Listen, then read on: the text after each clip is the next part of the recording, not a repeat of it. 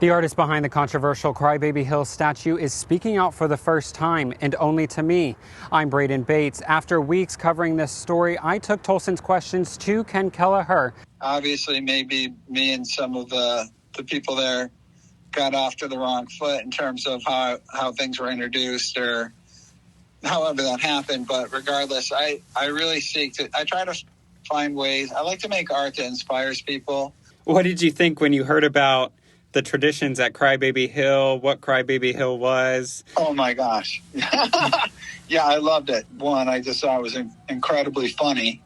And I like injecting humor into my work. So I was immediately attracted, and I just wanted to do it with all my heart. But his vision for the Tulsa landmark didn't go over well with a lot of people I've spoken with. He told me that was hard to hear, especially because of what was happening in his personal life. Well, one, it did come at the heels of my wife just passing away at the end of July after just finishing cancer treatment. So the first email that came through, I wasn't really prepared for it. Those I've spoken with say it wasn't personal. They were judging the art, not the artist. Kelleher said he listened to Tulsans and tweaked his original idea. Notice the Sound Pony logo? It was the bar's owner who gave Crybaby Hill its name and helped found the annual party. But it didn't sit well with Josh Gifford.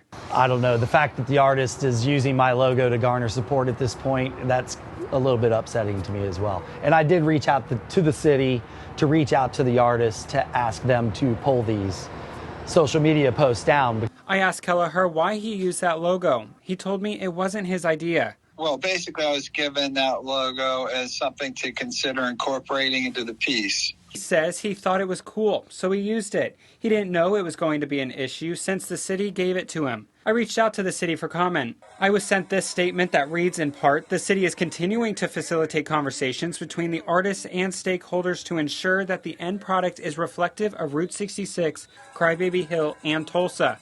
I've put the full statement inside my story at kjrh.com.